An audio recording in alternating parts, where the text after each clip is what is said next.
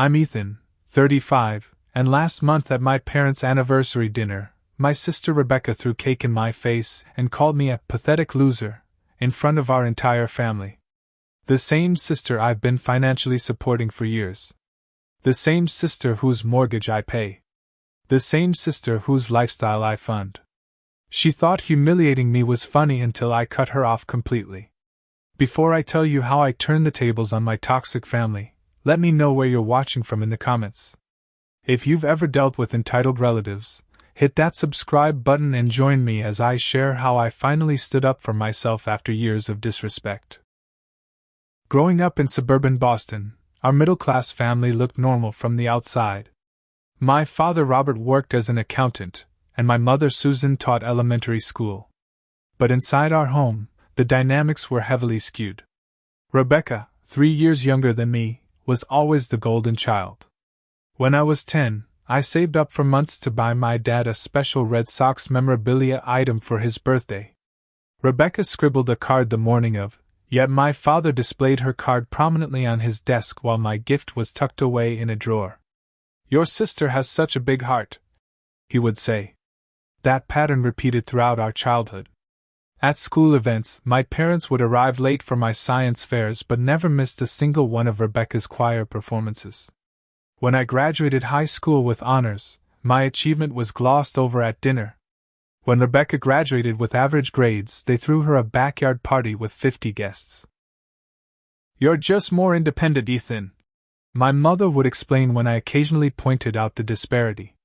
"Rebecca needs more encouragement." This explanation became the mantra that justified the uneven treatment. By my teenage years, I had accepted my role as the self-sufficient son who didn't need recognition. College marked my first taste of true independence. While my parents scraped together funds for Rebecca to attend an expensive private university, I worked 3 jobs to put myself through state college. Nights as a security guard, weekends at a retail store, and mornings delivering newspapers funded my education in computer science. Sleep was a luxury I couldn't afford, but the work ethic I developed proved invaluable.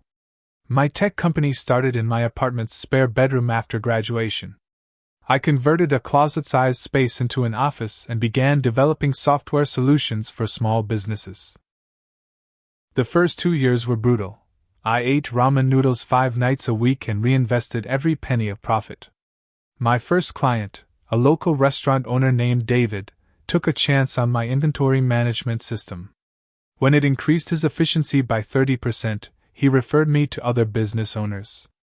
3 failed products and 1 near bankruptcy later, my persistence paid off. By year 5, my company employed 15 people. Today, 11 years after founding, we're a multi-million-dollar operation with offices in 3 states. I employ over 100 people and our client list includes several Fortune 500 companies. Meanwhile, Rebecca's life took a different path. After graduating with a liberal arts degree, she bounced between entry-level jobs, never staying more than 6 months at any position. "The environments were toxic," she'd explain, or, "My boss was threatened by my talent." She met Brandon at a nightclub, and they married after dating for just 3 months. Brandon's employment history mirrored Rebecca's, full of potential but lacking follow-through. He'd start jobs with enthusiasm, then conflict with management would arise, or the company didn't appreciate his value. Their financial issues began almost immediately, but they maintained appearances by living well beyond their means. The first request for financial help came when I just started seeing real success. Rebecca called crying about a potential eviction. "It's just temporary, Ethan. We'll pay you back next month." I transferred the money immediately, concerned for my sister's well-being. Next month became next year, and the requests only increased in frequency and amount. Soon I was covering their mortgage payments because the bank made a mistake with their loan terms. Then came car payments because Brandon needed reliable transportation for his new job opportunity. Credit card debt piled up from essential networking events that somehow included designer clothes and luxury vacations. Their children's private school tuition became my responsibility because public schools wouldn't nurture their exceptional talents. monthly loans, became a regular line item in my budget.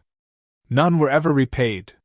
When I gently inquired about repayment after covering their expenses for 3 years, Rebecca burst into tears. "We're family, Ethan. I thought you cared about us." The guilt trip worked, and I backed off. What stung more than the financial drain was my family's attitude toward my success. At gatherings, my parents would minimize my accomplishments. Ethan got lucky with computers. My father would tell relatives, "Right place, right time." My mother would quickly change the subject to Rebecca's children or Brandon's latest business venture, which was inevitably about to take off. Rebecca skillfully shaped our extended family's perception of me as the fortunate brother who owed his success to luck, while portraying herself as the dedicated mother making noble sacrifices for her family. The narrative stuck despite the monthly transfers from my account to hers. The emotional manipulation was so subtle I barely noticed it happening. Looking back, I see how each family gathering left me feeling slightly diminished, each interaction reinforcing the message that my contributions were expected rather than appreciated. But like the proverbial frog in slowly heating water, I didn't realize how toxic the situation had become until the temperature reached boiling point. My parents' 35th anniversary seemed like the perfect occasion to reset some of the negative patterns in our family dynamic. I'd recently secured a major contract that would double my company's revenue, and I was excited to share the news. Maybe this achievement would finally earn their recognition. I purchased an anniversary gift that I knew would touch them deeply, a fully paid luxury cruise to Alaska, something they'd talked about doing for years but never found the budget for.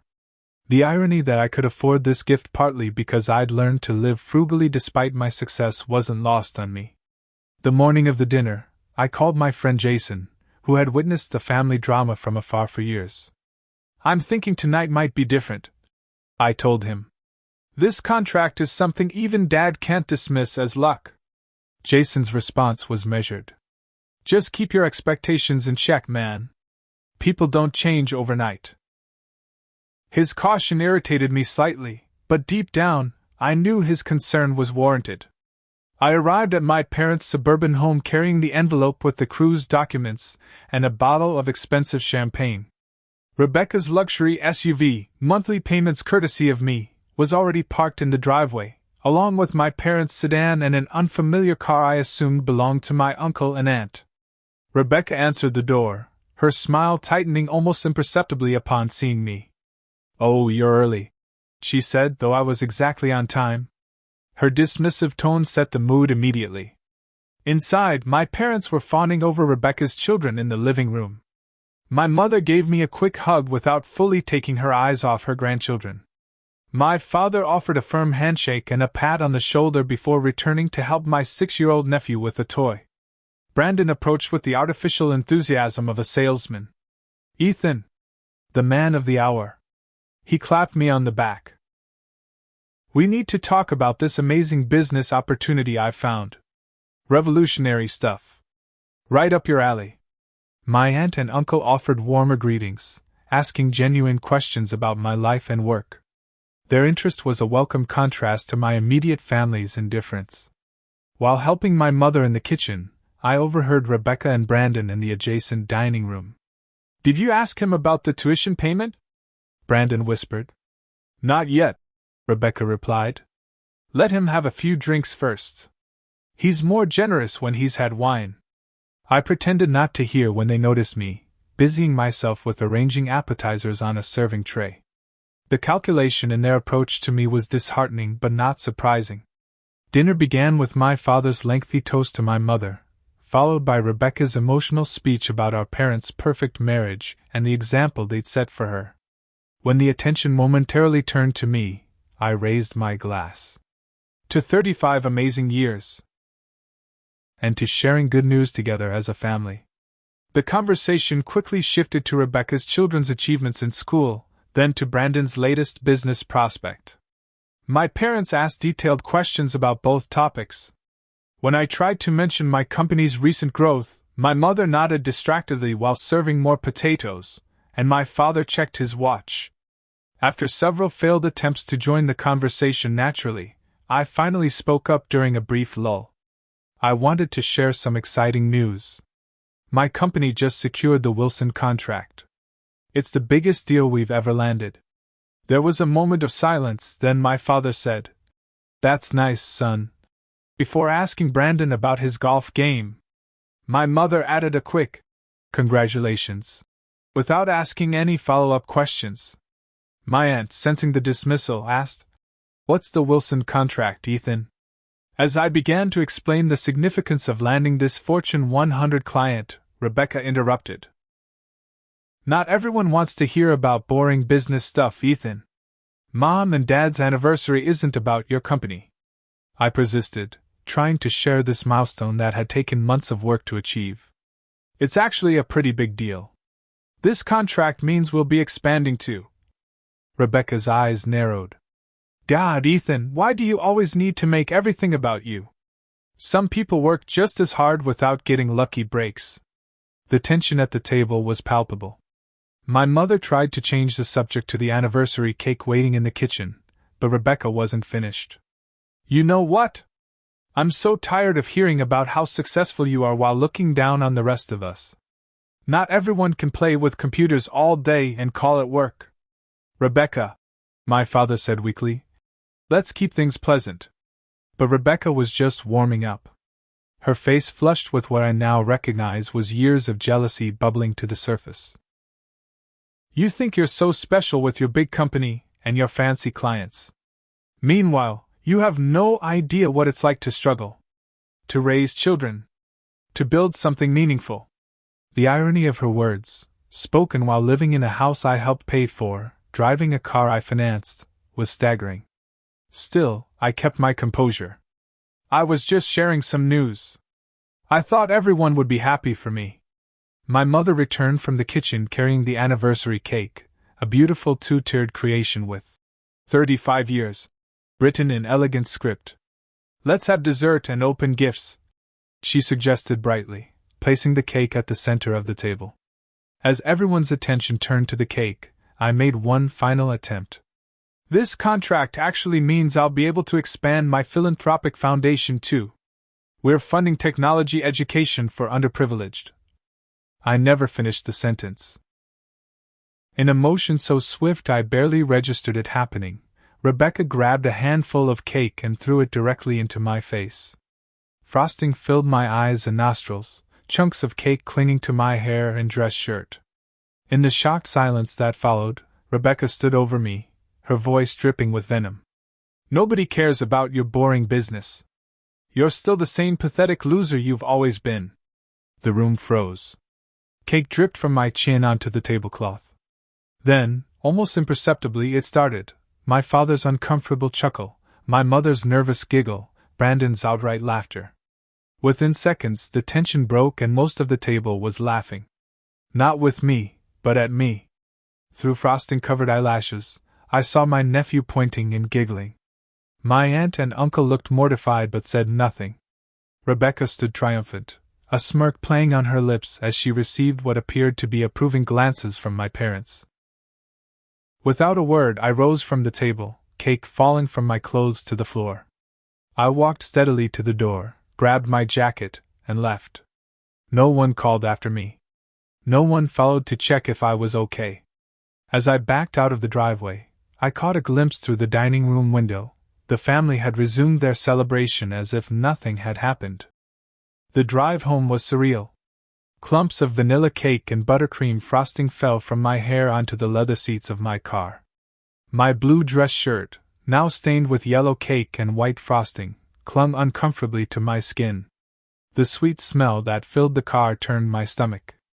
My phone began ringing almost immediately, my mother's name flashing on the screen. I silenced it. Then my father called. Then Rebecca.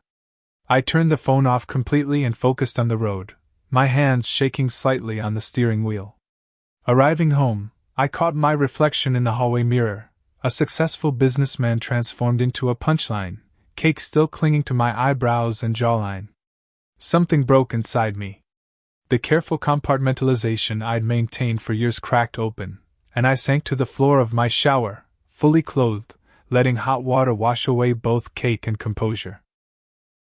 As water and frosting swirled down the drain, memories surfaced of other public humiliations I'd endured at Rebecca's hands.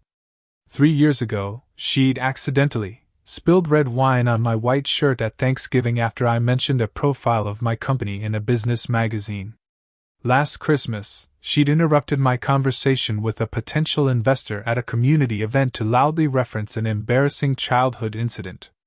At my grandmother's birthday, she'd mocked my gift as typically impersonal, though I'd spent weeks finding a rare book from my grandmother's childhood. Each incident had been followed by the same pattern: my discomfort, family laughter, and eventually my forgiveness when Rebecca came asking for money. I had never connected these dots before, never seen how my financial support enabled her behavior. After changing into dry clothes, I opened my laptop and reviewed my banking records. The numbers were staggering when compiled. Over the past 5 years, I had given Rebecca and Brandon over $300,000 in loans, not including the monthly mortgage and car payments I still covered. The total approached $500,000. My phone, now turned back on, displayed a barrage of notifications. My mother had left a voicemail. "Ethan, dear, you know how Rebecca gets when she feels overshadowed. Don't take it personally. Call me back so we know you're okay." The message contained no apology, just justification. My father's text was equally dismissive. "Son, you know how she is. Let's not make this a bigger deal than it needs to be. Your mother is upset that you left." Rebecca's message came through at 11 p.m. "You always were too sensitive. It was just a joke, Ethan." Everyone was laughing. "Anyway, we need to talk about Tommy's tuition payment that's due Monday." Various relatives sent mixed messages. My aunt apologizing for not intervening, a cousin asking if I was okay, an uncle suggesting I should learn to take a joke. I called Jason, who answered despite the late hour. When I described what happened, his response was immediate. "That's assault, Ethan." "And they laughed? After everything you've done for them?" "I've been thinking about the money," I admitted. "All these years I thought I was helping my sister through tough times. But I've just been funding her lifestyle while she treats me like garbage." "You need to cut her off," Jason said firmly. "All of them. This isn't healthy, man. They're using you." After we hung up, I scrolled through social media and discovered something that chilled me further. Rebecca had posted photos from the evening, including one of me with cake on my face captioned, "Big brother thinks he's too important for family dinner. Needed to be taken down a peg." Rolling on the floor laughing. The post had dozens of likes and laughing comments. Through a mutual friend, I learned that Rebecca routinely portrayed herself to others as my financial savior. She's always talking about how she manages Ethan's money since he has no clue about real life. My friend reported uncomfortably. "She implied she's the reason your business succeeds because she handles the practical side of things." The discoveries continued.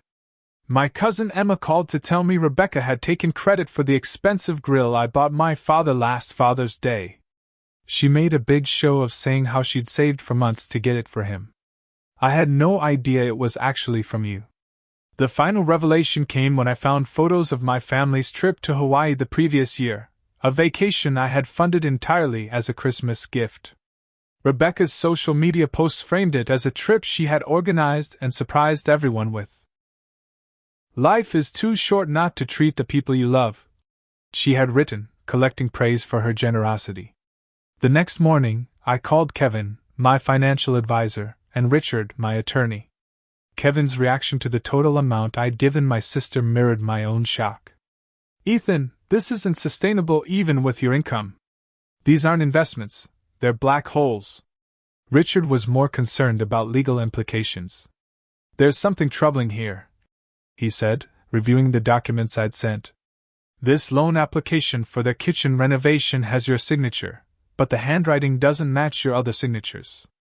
That afternoon, we confirmed Rebecca had forged my signature on a $45,000 loan document, listing me as guarantor without my knowledge. Richard's expression was grave. "This is fraud, Ethan. We need to address this immediately." That night I sat at my desk writing a letter I knew I would never send. I poured out years of hurt, resentment, and disappointment onto the pages. I detailed every slight, every dismissal, every manipulation. When I finished, I had 17 pages of single-space text, a testament to how much I had suppressed. I burned the letter in my fireplace, watching the pages curl and blacken. As the last page turned to ash, clarity washed over me. The problem wasn't Rebecca or my parents. The problem was that I had allowed this treatment for years, financing my own disrespect. The next morning, I woke with absolute certainty about what needed to happen. No more support. No more enabling. No more financing my own humiliation. The decision brought an immediate sense of lightness I hadn't felt in years. My meeting with Richard the following Monday was comprehensive. We spent 3 hours reviewing every financial connection between my sister and me. The forged loan document was just the beginning. Rebecca had also attempted to open credit cards in my name, listed me as guarantor on their children's private school contracts without my consent, and told numerous vendors I would cover costs for services at their home. "We need to sever all financial ties immediately," Richard advised. "And consider pressing charges for the forgery and attempted identity theft." I wasn't ready to pursue criminal charges against my sister, but I agreed to the financial separation. Richard drafted formal notices to Rebecca and Brandon, the mortgage company, auto lenders, and the private school, informing them I would no longer be making payments of any kind. Kevin helped me close the joint account I had established for emergency transfers to Rebecca. We set up credit monitoring to alert me to any new attempts to use my financial information. He also helped me document every loan I had provided over the years, though we both knew recovery of those funds was unlikely. The formal letter to Rebecca was delivered by courier the following day. It outlined the immediate termination of all financial support, referenced the legal issues with the forged documents, which I was choosing not to pursue at this time, and stated clearly that any future financial requests would be declined. The tone was businesslike and unemotional, no references to cake or family dynamics, just financial facts. I sent a brief email to my parents explaining my decision in general terms. "After careful consideration of my financial priorities, I'm no longer able to provide support for Rebecca and Brandon's expenses. This includes their mortgage, car payments, and the children's tuition. I wanted you to be aware of this change as it may affect arrangements within the family." Rebecca called within 20 minutes of receiving the letter. I let it go to voicemail, then listened to her progression from disbelief to anger. "This is ridiculous, Ethan. You can't just cut us off because of a stupid joke. Call me back immediately." Her second message included threats. "If you think this little power play will work, you're going to regret it. I'll tell Mom and Dad everything about you." Everything about what, I wondered, since I had nothing to hide. Brandon's call came an hour later. "Look, man, Rebecca was out of line with the cake thing, I get it. But punishing the kids for their mother's mistake? That's low, Ethan. Real low. His attempt to use the children as emotional leverage might have worked months earlier, but now I saw it for the manipulation it was." The family pressure campaign began in earnest the next day. My mother called crying, begging me to reconsider. "Rebecca has apologized, dear. She knows she went too far. But the children shouldn't suffer because of one bad moment." "Did she actually apologize to me?" I asked. "Because I haven't received any apology." My mother's pause was telling. "Well, she feels very bad about what happened." My father took a different approach, showing up at my office unannounced. My assistant, Maria, called to warn me. "Your father is here. He seems upset. Should I send him in?" The conversation in my office was tense. "This isn't how our family handles disagreements," he insisted. "You don't use money to punish people." "I'm not punishing anyone," I replied calmly. "I'm simply no longer subsidizing a lifestyle for people who don't respect me. They'll lose the house, Ethan. Is that what you want? Your own sister homeless because of a silly prank? They have options, Dad." They can sell and buy something within their actual budget. They can get better jobs. They can cut expenses. All things I've suggested for years. He left angry but thoughtful. Later, aunts, uncles, and cousins began calling, clearly enlisted by my parents or Rebecca to change my mind. Some were understanding when I explained the situation. Others accused me of being vindictive and cruel. 3 weeks after cutting financial ties, reality began hitting Rebecca and Brandon hard. The mortgage company sent a late notice. The luxury car Rebecca drove received a repossession warning. The private school called about overdue tuition payments. Credit cards were declined at a high-end department store, creating a scene that a mutual acquaintance witnessed and described to me with uncomfortable detail. While maintaining my distance from family drama, I hired Thomas, a private investigator recommended by Richard, to ensure Rebecca wasn't taking additional fraudulent actions in my name. His discoveries went far beyond financial concerns. "Your sister has been systematically damaging your reputation," Thomas reported, showing me screenshots of messages where Rebecca claimed I had serious problems and was unstable to business contacts we shared in common. She had approached at least 2 of my clients with warnings about my company's supposed financial troubles. Most disturbingly, Thomas found evidence that my parents were aware of at least some of Rebecca's activities. Email exchanges showed my mother advising Rebecca on handling Ethan to maximize financial support.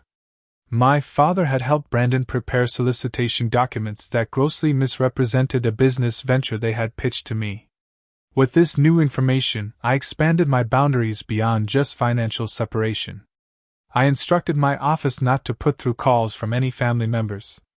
I removed them from my social media accounts. I informed mutual friends I wasn't interested in updates about Rebecca's situation. Some extended family members, once they understood the full picture, began distancing themselves from Rebecca as well. My cousin Emma called to say, "I had no idea how bad it was, Ethan. The stories she's telling about you now are crazy. I want you to know I don't believe any of it."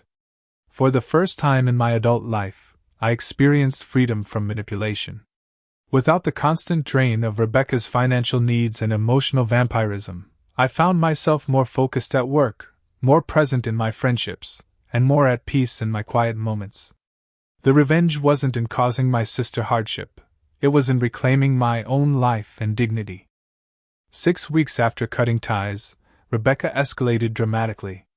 She appeared at my company's headquarters unannounced, creating a scene in the lobby. Maria called me immediately. "Your sister is downstairs crying. Security isn't sure what to do." I instructed security to escort her to a private conference room, then called Richard. "Document everything," he advised.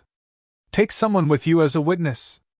I asked David, my CFO and longtime friend, to accompany me. When we entered the conference room, Rebecca's appearance shocked me. Her designer clothes had been replaced with jeans and an old sweater. Her usually perfect hair looked unwashed. Her makeup couldn't hide the dark circles under her eyes. "You've destroyed my family," she accused immediately. "Are you happy now? The kids might have to leave their school. We could lose our home.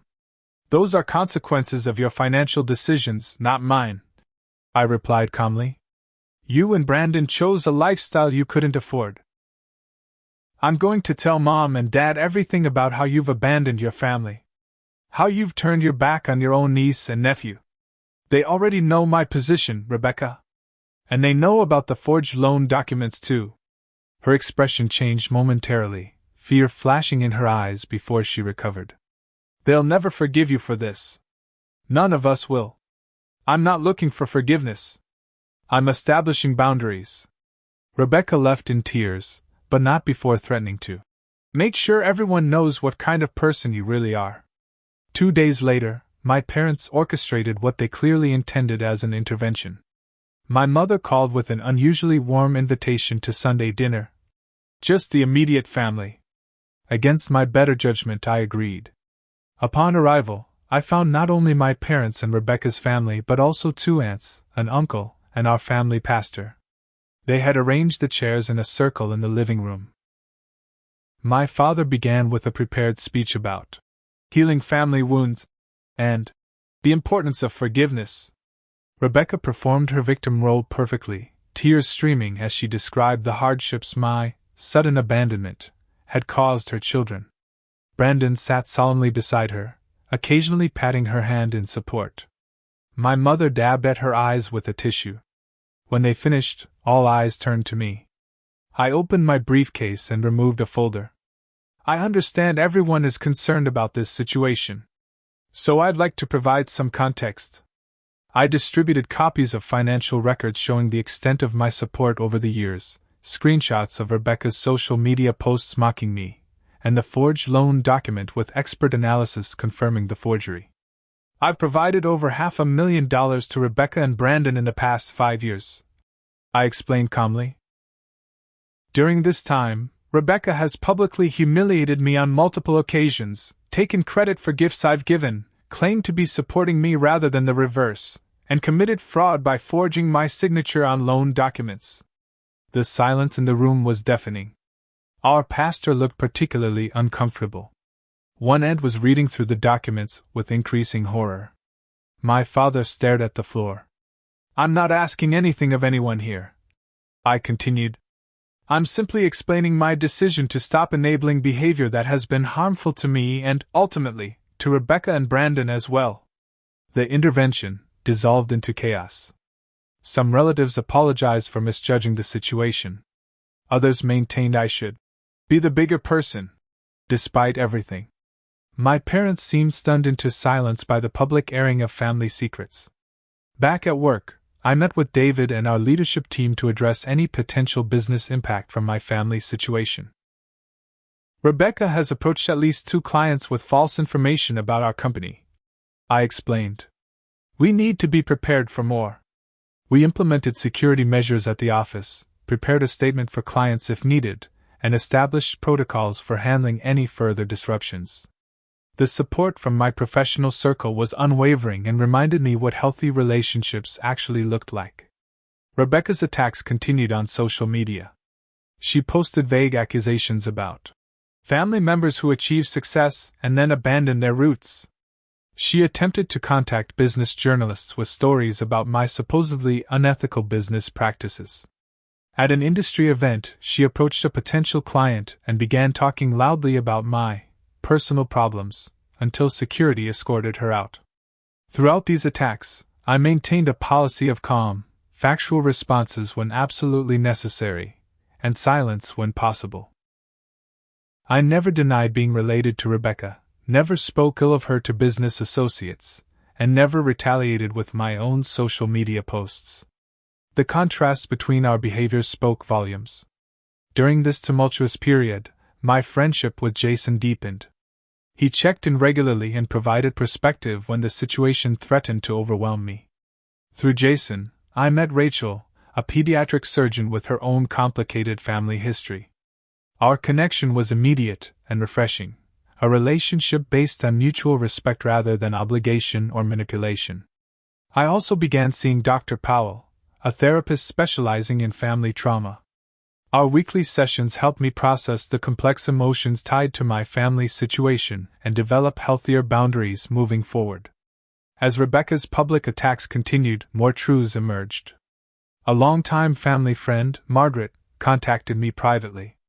I need to tell you something that's bothered me for years, she confessed. Rebecca stole money from your parents too. She took your mother's heirloom jewelry and pawned it, then claimed it was stolen during a break-in. Your parents know the truth but have been covering for her. The revelations continued. A credit check revealed a secret credit card in my name that I had never opened, with charges dating back 2 years. Brandon called me, sounding defeated, after he and Rebecca had a massive fight. She's not who you think she is, man.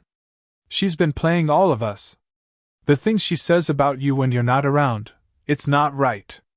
Most disturbingly, I learned my parents had given Rebecca money that was intended for my grandmother's medical care, forcing my grandmother to forego treatments she needed. When I arranged to pay for these treatments directly, my grandmother wept with gratitude and confusion. I thought the funds had simply run out, she said.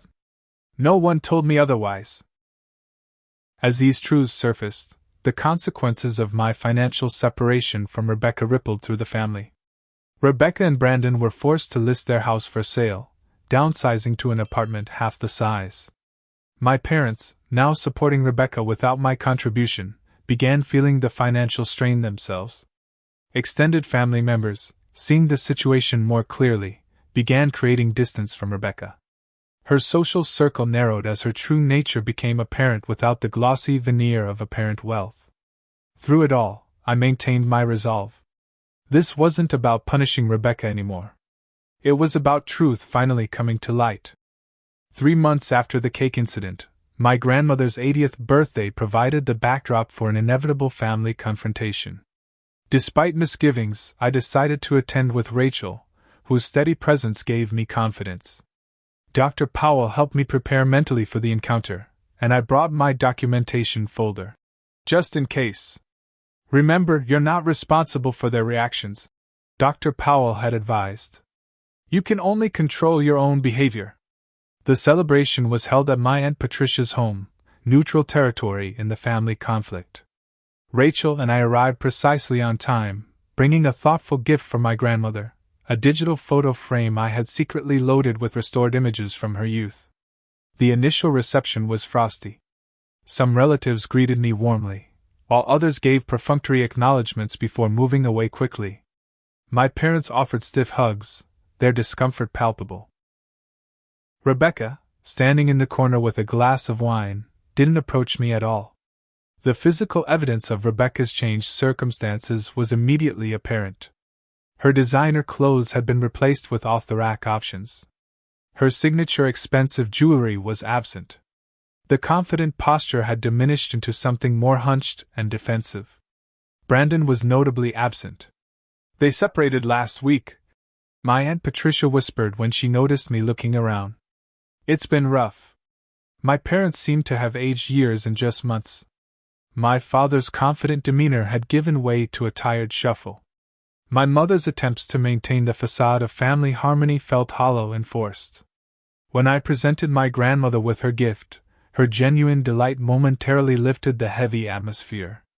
As she scrolled through the old photos, exclaiming over memories long forgotten, I caught my mother watching with an unreadable expression.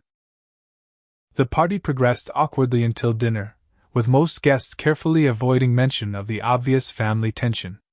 Rachel charmed my grandmother and several aunts with her genuine interest in their stories, providing me welcome moments to observe the dynamics unfolding around us. My father made a toast to my grandmother, his voice catching slightly. To 80 years of wisdom, strength, and family loyalty. The emphasis on family loyalty was unmistakably pointed. As dessert was being served, Rebecca finally made her move. She approached our table, wine glass in hand, swaying slightly. Isn't this nice? The prodigal son returns to grace us with his presence. Rachel squeezed my hand under the table as I replied evenly. It's good to see you too, Rebecca. Is it? Because you've been very busy pretending we don't exist. Her voice carried across the room, conversations dying as guests turned to watch. Did you tell your new girlfriend how you abandoned your family? How your own niece and nephew had to leave their school because their uncle suddenly decided family obligations were optional? Before I could respond, she turned to Rachel. Has he shown you his generous side yet? That comes first. The cutting you off when you're no longer useful comes later. Rebecca. My mother interjected weakly. This isn't the time. When is the time, Mom?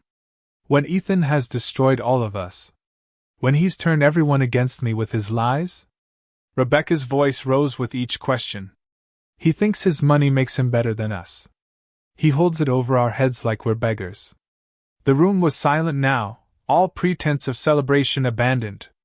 My grandmother watched with sad eyes. Rachel remained steady beside me, her presence an anchor. I've never thought I was better than anyone, I said quietly. I just reached a point where I couldn't support people who consistently disrespect me. Disrespect?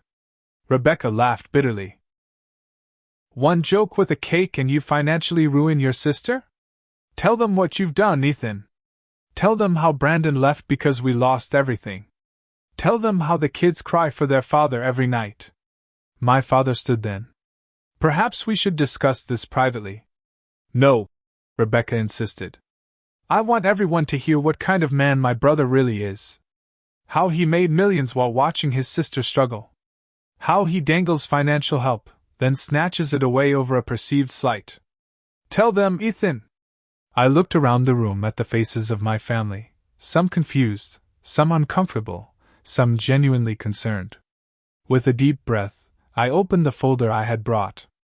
I've provided Rebecca and Brandon with over $500,000 in the past 5 years. I began, my voice steady. Monthly support for their mortgage, car payments, credit cards, and children's education. All while Rebecca publicly mocked me, took credit for my gifts to family members, told people she was financially supporting me rather than the reverse, and forged my signature on loan documents. I passed documents around, financial records, screenshots, the forgery analysis. I never asked for gratitude, but I did expect basic respect. The cake incident wasn't an isolated joke. It was the culmination of years of public humiliation. My grandmother spoke up, her voice frail but clear. Is this true, Rebecca?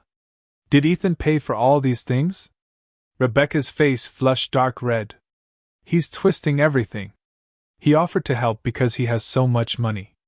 He can't stand that people love me more than him, so he's punishing me financially. He's trying to turn you all against me. The children's school called me. My Aunt Patricia said quietly. They said Ethan had been paying their tuition for years. Why would you let us believe you and Brandon were managing it?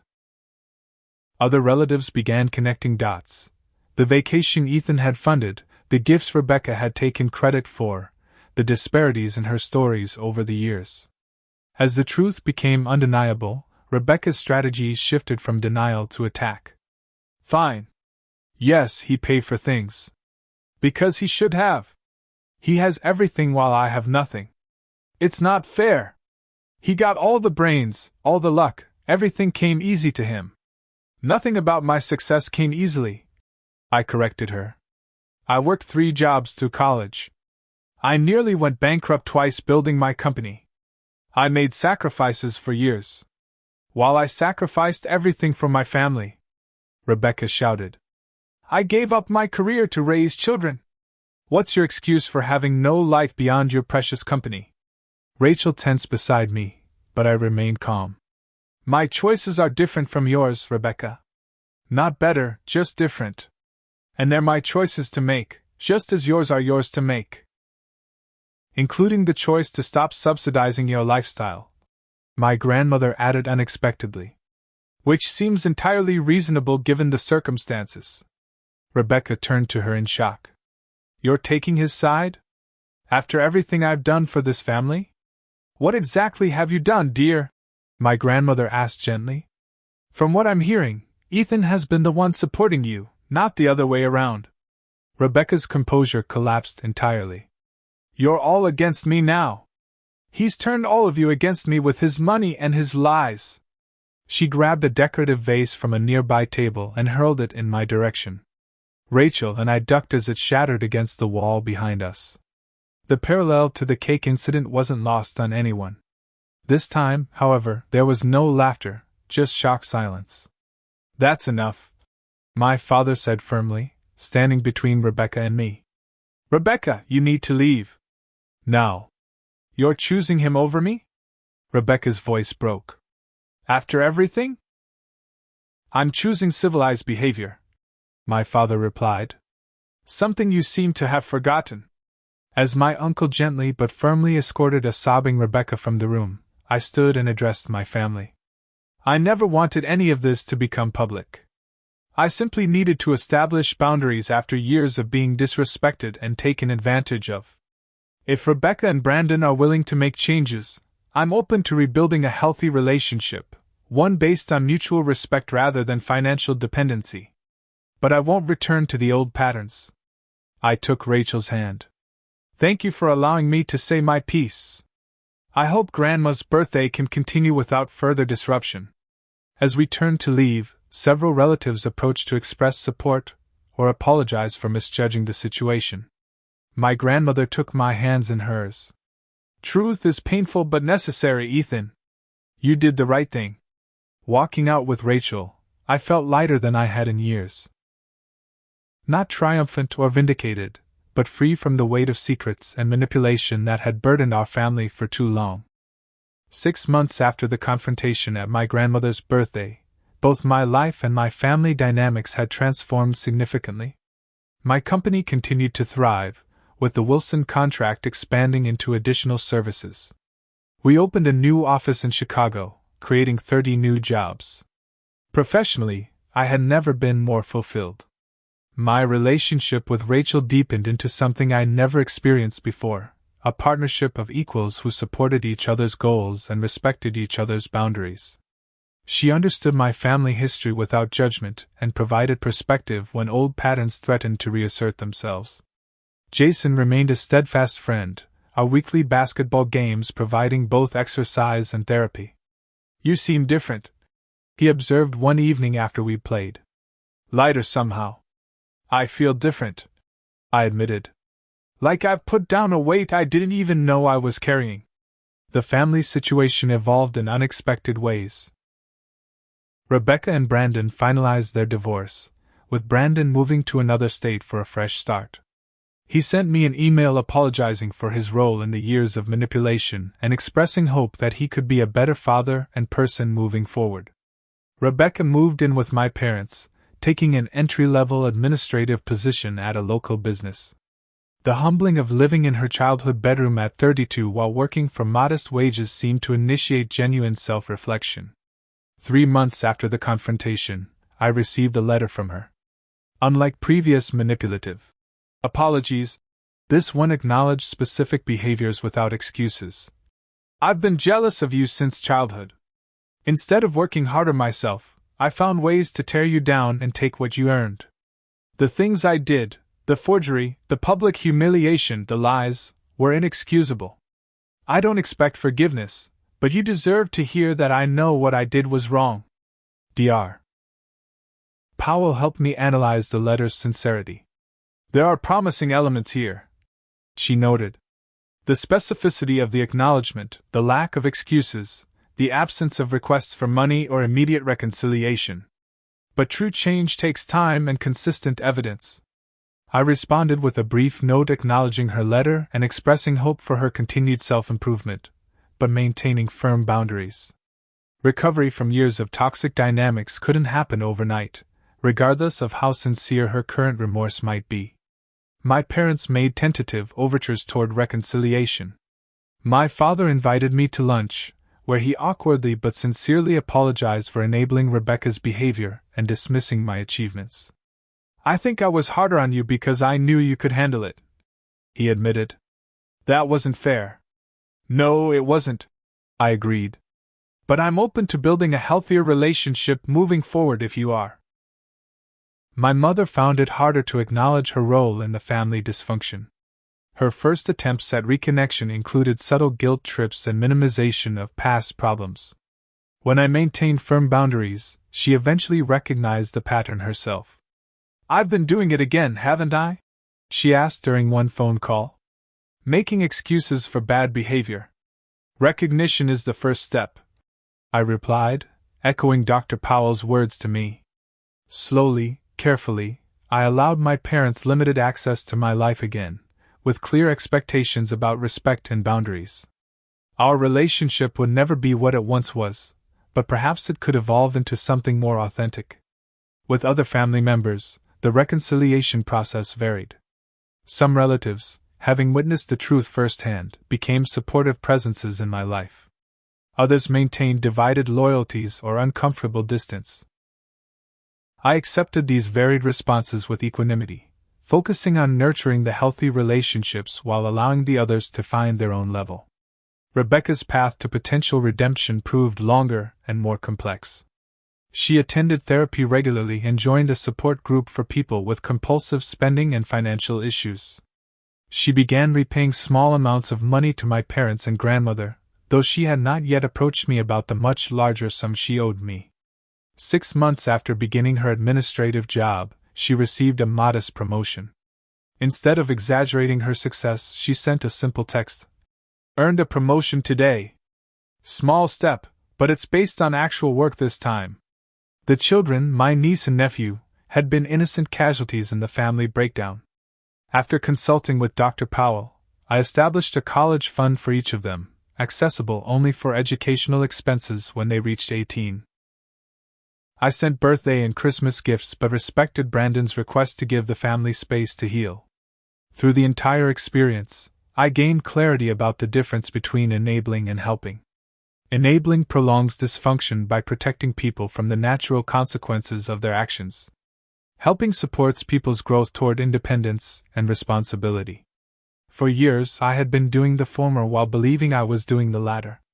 I also learned to recognize the subtle signs of manipulation, the guilt trips, the minimization of my feelings, the rewriting of history to cast me as the villain. These tactics had worked for years because I wanted so badly to be accepted by my family. Now I could identify these patterns and respond to them consciously rather than reactively. The importance of boundaries became crystal clear. Healthy relationships require mutual respect for each other's limits, values, and needs. My willingness to enforce consequences when boundaries were violated ultimately led to more authentic relationships with those family members capable of change. Most profoundly, I realized that while we cannot choose our biological family, we can choose our standards for how we allow people to treat us. Blood ties do not justify abuse, manipulation, or disrespect. Sometimes the most loving thing we can do, both for ourselves and for those who harm us, is to stop participating in destructive patterns. In my case, cutting Rebecca off financially wasn't about revenge but about refusing to fund my own mistreatment and enabling her dependency. The true revenge, if it could be called that, was living well, building a life filled with genuine connections, meaningful work, and personal integrity. As I look toward the future, I feel neither bitter about the past nor anxious about what comes next. Family healing is possible, but only when built on foundations of truth, accountability, and mutual respect. Some relationships may never fully recover, and that's okay. What matters is breaking the cycles of dysfunction so they don't continue into the next generation. If you've stayed with my story this long, I hope it offers some perspective if you're dealing with your own family challenges. Sometimes standing up for yourself feels like the hardest thing in the world, especially when it means disappointing people you love. But I can tell you from experience, the temporary pain of confrontation is nothing compared to the lifetime of resentment that comes from repeatedly accepting mistreatment. What about you? Have you ever had to set difficult boundaries with family members? How did it change your relationships? Share your experiences in the comments below. If this story resonated with you, please hit that subscribe button and give this video a thumbs up so others can find it too. Thanks for listening, and remember, you deserve relationships that lift you up, not tear you down.